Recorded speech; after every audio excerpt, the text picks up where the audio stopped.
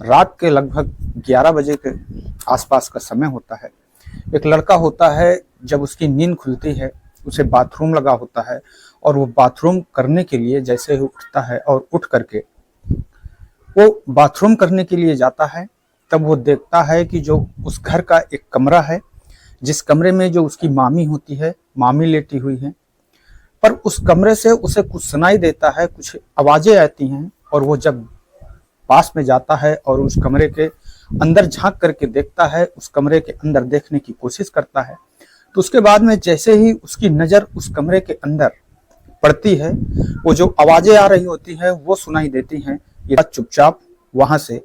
चला जाता है और जा करके अपने बिस्तर पर लेट जाता है और लेट करके ये सोचता रहता है कि आखिरकार ये जो हमारी मामी है वो आखिरकार ऐसा कैसे कर सकती हैं और ऐसा क्यों करती हैं। यह सोचते सोचते उसे नींद आ जाती है।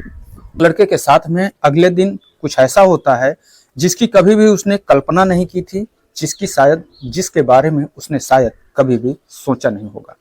तो आखिरकार उस लड़के के साथ में ऐसा क्या होता है, उस लड़के के साथ में ऐसी कौन सी घटना घटती है, यह सब जानने के लिए इस कहानी को लास्ट तक जरूर सुने। तो आदाब, नमस्कार, सत श्री अकाल, मैं सागर पटेल। दोस्तों, आप लोगों से एक छोटी सी गुजारिश करते हैं, आप लोगों से एक छोटा सा रिक्वेस्ट करते हैं कि अगर आप लोग अभी तक मेरे इस चैनल को सब्सक्राइब नहीं किया है या फिर आप लोग मेरे इस चैनल पर पहली बार विजिट कर रहे हैं, तो मेरे इस चैनल को सब्सक्राइब कर बेल आइकन को जरूर दबा दें। अगर दोस्तों आप लोगों को यह छोटा सा लाइक, छोटा सा सब्सक्राइब हमारे लिए बहुत ही फायदेमंद होता है और हमें इससे बहुत ही ज़्यादा उत्साह मिलता है और बहुत ही ज़्यादा खुशी मिलती है। तो दोस्तों, आप लोगों का ज़्यादा समय न बर्बाद करते हुए आज की सीधे कहानी पर आते हैं। दरअसल दोस्तों, आज की ये जो घटना है, आज की ये जो कहानी है, उत्तर प्रदेश का एक जिला पड़ता है हमीरपुर, और उसी हमीरपुर के एक गांव में एक महिला रहा करती हैं जिनका नाम होता है शिवनंदिनी। शिवनंदिनी की उम्र लगभग 70 वर्ष के आसपास हो चुकी होती है। शिवनंदिनी के जो पति होते हैं वो एक दिन अचानक, शिवनंदिनी को एक बेटी होती है और उसके बाद में एक बेटा होता है। बेटी जो होती है वो बेटे से बड़ी होती है, इसलिए शिवनंदिनी अपनी बेटी की शादी कर देती है। करने के बाद में वो अपने बेटे के साथ में उस घर में रहा करती हैं। जैसे कुछ दिन का समय बीतता है, बेटा जो होता है वो ट्रक चलाया करता है और ट्रक चला करके अपनी माता का और अपना पालन पोषण किया करता है। अब जो उसकी माँ होती हैं, शिवनंदिनी देवी होती हैं, वो ये सोचती हैं कि आखिरकार जो उनका बेटा है, जो राजेंद्र है, जिसकी उम्र लगभग उस समय 30 वर्ष के आसपास हो चुकी होती है, वो उनको ये चिंता सताती है कि आखिरकार मेरे बेटे की कहीं शादी हो जाए तो मेरे बेटे का भी घर बस जाए, क्योंकि अब जो मेरी जिंदगी है उसका कुछ ठिकाना नहीं है। अब मैं कितने दिन जीऊंगी, कितने दिन नहीं जीऊंगी। वो इसी सोच में डूबी रहती हैं। उनके जो रिश्तेदार होते हैं, उनसे जो मिलने वाले लोग होते हैं, उन लोगों से वही बात कहती हैं, ये चर्चा करती हैं कि आखिरकार कोई अच्छा सा रिश्ता हो तो मेरे बेटे की शादी करवा दीजिए। तब जो एक पास के ही रिश्तेदार होते हैं, वो रिश्तेदार उनके बेटे के लिए एक रिश्ता ढूंढते हैं और शिवनंदिनी होती हैं अपने बेटे राजेंद्र की शादी पास के ही गांव, जिसका नाम रीना होता है, रीना नाम की लड़की से करा देती हैं। अब रीना और राजेंद्र दोनों की शादी हो जाती है। शादी के बाद दोनों बहुत ही ज़्यादा आपस में खुश रहते हैं। अब जो राजेंद्र होता है वो बाहर नौकरी करने के लिए चला जाता है, दिल्ली चला जाता है और दिल्ली में रह करके नौकरी करने लगता है। इधर जो राजेंद्र की पत्नी होती है, रीना देवी होती है, वो अपने गांव में ही रहा करती है, क्योंकि राजेंद्र अपनी पत्नी को यह समझाता है कि देखो, जो माँ है उसकी उम्र लगभग 70 साल के ज़्यादा हो चुकी है, उन्हें अब सुनाई भी नहीं देता है, उन्हें केवल दिखाई देता है। इस कंडीशन पे हमें और आपको माँ की सेवा करना बहुत ही ज़्यादा ज़रूरी है। इसलिए मैं आपसे ये विनती करता हूँ, मैं आपसे ये रिक्वेस्ट करता हूँ कि आप यहीं गांव में रह करके मेरी माँ की सेवा करिए। तो जो रीना होती है वो कहती है कि चलिए ठीक है, अगर आपकी ये इच्छा है तो मैं यहीं गांव में ही रहूंगी और तुम्हारी माँ की देखभाल करूंगी और सेवा करूंगी। इधर धीरे धीरे जो रीना और राजेंद्र की शादी को लगभग 10 साल बीत चुके होते हैं। अब जो राजेंद्र होता है उसकी उम्र लगभग 40 वर्ष के आसपास हो जाती है और जो रीना होती है उसकी उम्र लगभग 36 वर्ष के आसपास हो जाती है। पर इन 10 सालों में राजेंद्र और रीना को कोई पुत्र नहीं होता, कोई औलाद नहीं होती। अब यह चिंता जो कहीं ना कहीं राजेंद्र को और रीना को भी सताने लगती है और कहीं न कहीं उनकी माँ शिवनंदिनी देवी को भी ये चिंता अंदर ही अंदर सताया करती है कि अगर एक औलाद उनके बेटे को हो जाती, उनके बहू को हो जाती, तो जो उनका परिवार है वो भी आगे के लिए चलता रहता। इसी चिंता की वजह से एक दिन जब कुछ दिन की छुट्टी लेकर के जो राजेंद्र आता है वो अपने घर आता है, और घर आ करके वो एक दिन जब अपनी पत्नी के साथ में शाम के समय दोनों लोग खाना खाते हैं, खाना खाने के बाद में जब एक रूम पर दोनों एक साथ लेटे हुए होते हैं, उसी समय जो उसका पति होता है, राजेंद्र होता है, वो अपनी पत्नी से कहता है कि मैं आपसे एक बात कहना चाहता हूँ, मैं आपसे एक सलाह लेना चाहता हूँ, अगर आपको यह बात अच्छी लगे तो आप भी अपनी राय जरूर दीजिएगा।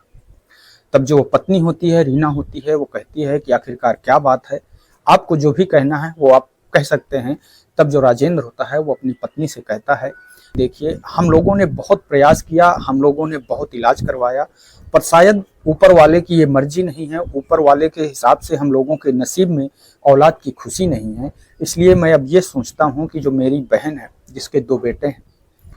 उनमें से जो एक बेटा है, जो छोटा वाला बेटा है जिसका नाम राहुल है, राहुल 10वीं कक्षा में पढ़ा करता है, लगभग 15 साल की उसकी उम्र होती है। वो कहता है कि उसको हम गोद ले लेते हैं।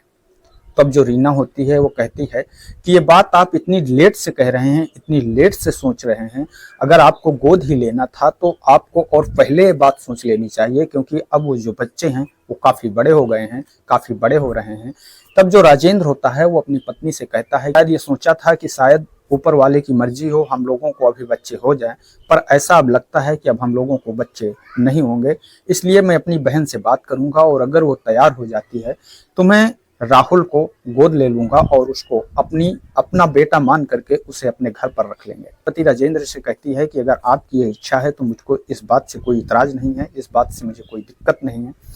अब जो राजेंद्र होता है वो अपनी बहन से बात करता है और बात करने के बाद में वो अपनी बहन के छोटे बेटे राहुल को गोद ले लेता है और उसको अपने साथ अपने घर पर रखने लगता है। राजेंद्र फिर से अपने काम पर दिल्ली वापस चला जाता है, पर उधर इसकी जो पत्नी होती है, रीना होती है, क्योंकि उसको कोई औलाद नहीं होते हैं। दोस्तों ये कहते हैं कि अगर किसी महिला को समय से औलाद हो जाए तो उसका जो प्यार होता है वो अपने बच्चों की तरफ खींचने लगता है, अपने बच्चों की तरफ बढ़ जाता है। इसलिए उनका जो दिमाग होता है वो कभी भी इधर उधर नहीं जाता है। पर इधर क्योंकि रीना के कोई औलाद नहीं होती, कोई बेटे नहीं होते, इसलिए जब राजेंद्र उसके पास में नहीं रहता तो जो रीना का दिमाग है वो इधर उधर गैर मर्दों की तरफ भागता रहता है। अब गांव के ही कई ऐसे लोग होते हैं, कई ऐसे लड़के होते हैं जिससे कि रीना के नाजायज संबंध हो जाते हैं, और जब उसका पति गांव में नहीं रहता है तो रीना उनके साथ में संबंध बनाती है, उनसे मिलती है, उनसे जुलती है। कई बार कई लोग उनके घर पर आते हैं और आकर के चले जाते हैं, पर जो राहुल की माँ होती है कई बार इन चीज़ों को देखती है पर वो इग्नोर कर देती है। वो सोचती है कि हो सकता है कि मैं ही गलत हूँ, मैं बुढ़ी हूँ, मुझे अब इन सब चीज़ों पर नहीं सोचना चाहिए, मुझे गौर नहीं करना चाहिए। अब जैसी मेरी बहू की और जैसे मेरे बेटे की ज़िंदगी कट रही है, उन लोगों को उसी तरीके से इस ज़िंदगी को काटने देना चाहिए। एक दिन जो होता है, जब जो राहुल होता है वो अपने कमरे पर ऊपर अलग कमरे पर छत के ऊपर जो कमरा बना होता है, जो राहुल होता है वो एक दिन छत पर जो कमरा बना होता है उस कमरे के ऊपर सो रहा होता है, उस कमरे के अंदर सो रहा होता है, और उसकी जो मामी होती है, रीना होती है, वो कमरे में नीचे सो रही होती है। उसी समय राहुल को बाथरूम लगती है। रात के लगभग 11 बजे के आसपास का समय होता है। राहुल की नींद खुलती है और जैसे ही राहुल की नींद खुलती है, राहुल बाथरूम करने के लिए नीचे उतर कर आता है, क्योंकि जो ऊपर छत पर कमरा होता है वहां पर केवल कमरा ही था, कोई बाथरूम नहीं था। अब राहुल नीचे छत बाथरूम के लिए जब नीचे उतर करके आता है तो रात के करीब 11 बजे के आसपास राहुल देखता है कि जो उसका मामी का कमरा है, जहां पर उसकी मामी रीना देवी सो रही हैं, उस कमरे के अंदर से कुछ आवाजें आ रही हैं। उन आवाज़ों को सुन करके राहुल एक बार ये सोचने लगता है, अब उसके मन में ये जिज्ञासा उठती है कि आखिरकार उस कमरे की तरफ देखना चाहता है कि ऐसी आवाज़ें, अजीब अजीब सी आवाज़ें कहाँ से आ रही हैं। जैसे ही वो अपनी मामी के कमरे की तरफ जाता है और खिड़की से देखता है तो वो देखता है कि जो उसकी मामी हैं वो अपने मोबाइल पर गंदी फिल्मों को देख रही होती हैं और उनकी जो आवाज़ें आ रही होती हैं उसी मोबाइल से उसी गंदी फिल्मों की आ रही होती हैं। अब राहुल चुपचाप वहाँ से उठता है, इस बात को वो किसी से नहीं बताता है और चुपचाप वो अपने रूम पर चला जाता है, अपने रूम पर जा करके सो जाता है। राहुल इतना बड़ा था, इतना समझदार वो था, वो समझता था कि क्योंकि मामी और मामा ने हमें गोद लिया है इसलिए हमारे माँ बाप के समान है।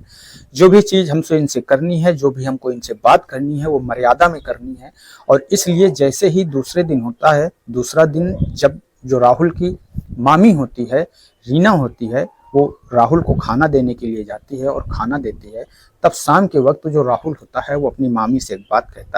कहता है मामी जी मैं आपसे एक बात कहना चाहती हूँ। तो वो कहती है कि बोलिए आखिरकार क्या बात है। तब जो राहुल होता है वो रीना से कहता है कि मामी आप जो ये मोबाइल चलाती हैं, शाम को जो आप वीडियो देखती हैं, मैं आपसे रिक्वेस्ट करता हूँ कि इन वीडियो को और धीमी आवाज़ में देखा करिए, क्योंकि अगर ये आवाज़ कोई दूसरा व्यक्ति सुन लोगा तो फिर क्या होगा, दिक्कत हो जाएगी। तब जो उसकी मामी होती है वो कहती है कि आखिरकार आप ये सब जानते हैं। तब जो राहुल होता है वो कहता है कि हाँ हमने ये सब कल रात देखा है और इसीलिए मैं आपसे कह रहा हूँ कि ये गलत है। आपको अगर देखना ही है तो आप इस आवाज़ को और धीमा करके देखिए, जिससे कि यह आवाज़ किसी और के कानों पर मत जाए। पर जो मामी होती है, जब उसे ये बात मालूम पड़ती है कि राहुल तो अब इन सारी चीज़ों के विषय में जान चुका है, समझ चुका है, तो अब जो रीना होती है वो अपने भांजे राहुल को ही गलत नज़रिए से देखने लगती है और उसके साथ गलत करने का सोचने लगती है। वो कई बार अब वो राहुल के सामने कई बार अपने कपड़ों को उतारने लगती है, बदलने लगती है। अगर उसे नहाना भी होता है तो जब भी राहुल घर पर होता है तब भी वो बाथरूम का दरवाज़ा नहीं बंद करती है और ऐसे ही जा करके बाथरूम में नहाने लगती है। राहुल अपनी मामी की इन सारी बातों को इग्नोर करता रहता है। पर एक दिन रात का समय होता है, जब राहुल अपने कमरे के अंदर सो रहा होता है, उसी समय जो उसकी मामी रीना होती है और रात में उठ करके जाती है और राहुल जिस समय नींद में होता है, उसी समय वो उसके शरीर को टच करने लगती है, उसके अंगों को सहलाने लगती है और इतने में ही जो राहुल की नींद खुल जाती है और राहुल जैसे ही अपनी मामी को अपने बगल पे देखता है तो वो तुरंत कहता है कि मामी ये आप क्या कर रही हैं, ये गलत है। उसी समय जो राहुल की मामी होती है, रीना देवी होती है, वो राहुल से कहती है कि देखिए ऐसा है, कुछ भी गलत नहीं है, जो हम कर रहे हैं उसे हमें करने दीजिए। राहुल भी 16 साल का एक लड़का था, जवान था, उसके तन बदन पर भी आग लग जाती है और वह फिर अपने आप को कंट्रोल नहीं कर पाता है और फिर वो अपनी मामी के साथ में वही सब करने लगता है जो उसकी मामी चाहती थी। वो दोनों एक दूसरे के साथ में संबंध बनाने लगते हैं, दोनों एक दूसरे के साथ में नाजायज रिश्ते में रहने लगते हैं, दोनों एक दूसरे के साथ में रिलेशनशिप में रहने लगते हैं। क्योंकि जो राजेंद्र है वो दिल्ली में रहा करता है, घर पर कोई और रहता नहीं है, जो उसकी बूढ़ी माँ है वो घर के बाहर ही बैठी रहती है। अब राहुल घर का ही लड़का होता है, उसी का लड़का होता है, इसलिए चाहे रात हो चाहे दिन हो, जब उन लोगों की मर्जी करती है तब एक दूसरे के साथ में संबंध बनाने लगते हैं। इसी बात का फायदा इसीलिए अब रीना को किसी से कोई दिक्कत नहीं होती है। राहुल भी एक जवान होता है, खूबसूरत होता है, नौजवान होता है और रीना उससे इतना ज़्यादा खुश होती है, उससे इतना ज़्यादा उसको लगाव हो जाता है कि अब वो राहुल को बहुत ही ज़्यादा चाहने लगती है और बहुत ही ज़्यादा पसंद करने लगती है। ऊपर दबाव देती है और राहुल से कहती है कि आपको ऐसा करना पड़ेगा। राहुल अपनी मामी की बातों से डर जाता है और डर करके फिर भी वो रीना के साथ में फिर भी वो रीना से रिलेशन बना करके रखता है। एक दिन जब रीना और राहुल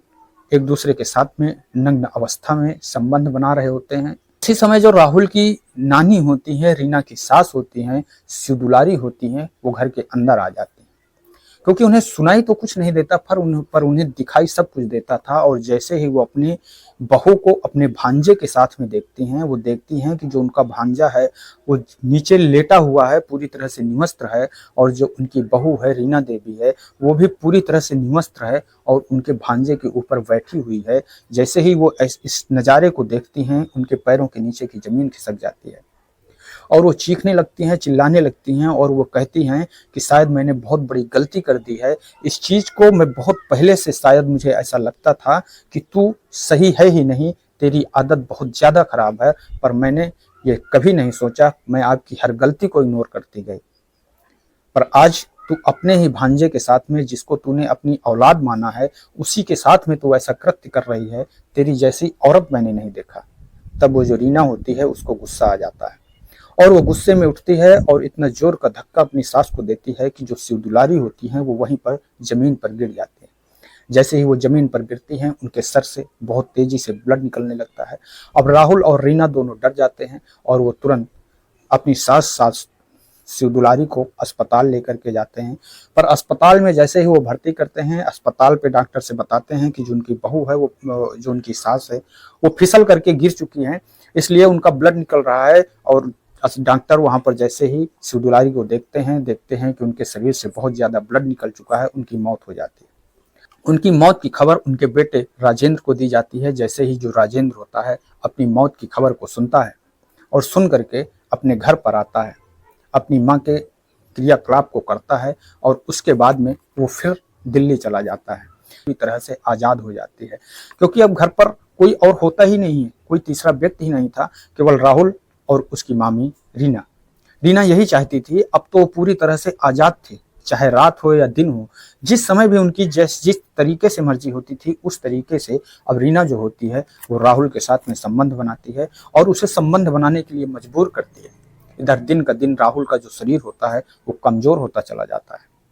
एक दिन जो राहुल होता है वो अपनी मामी से आकर के कहता है कि मामी, हम आपके साथ में रिलेशनशिप में नहीं रहना चाहते हैं, क्योंकि हमें अपनी ही कॉलेज की एक लड़की से प्रेम हो गया है, उससे हमारी दोस्ती हो गई है। तब जो रीना होती है राहुल के मुंह से जब ऐसे शब्दों को सुनती है तो उसे गुस्सा आ जाता है और वो कहती है कि देखिए, ऐसा नहीं हो सकता है, अभी मैं जवान हूँ, जब तक मैं जवान हूँ तब तक आपको मेरे साथ में रहना पड़ेगा, और उसके बाद में जब मैं आपके किसी काम पे ना हूं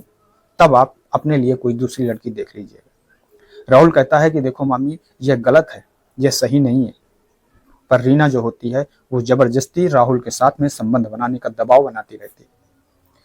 एक दिन जब राजेंद्र अपने घर पर आता है और घर पर आने के बाद में राहुल जैसे ही मौका पाता है ये सारी बात अपने मामा राजेंद्र को बता देता है और वो कहता है कि जो नानी की मौत हुई है वो अपने आप से गिरने से नहीं हुई है, बल्कि मामी ने उन्हें बहुत तेजी का धक्का दे दिया था और वो मेरे साथ में मेरा शोषण करती हैं, मेरे साथ में मेरा बलात्कार करती हैं, मेरे साथ संबंध बनाती हैं। जैसे ही ये बात जब राजेंद्र होता है अपने भांजे के मुंह से इन शब्दों को सुनता है, उसके पैरों के नीचे की जमीन खिसक जाती है और वो सोचने लगता है कि आखिरकार मैं अब क्या करूं।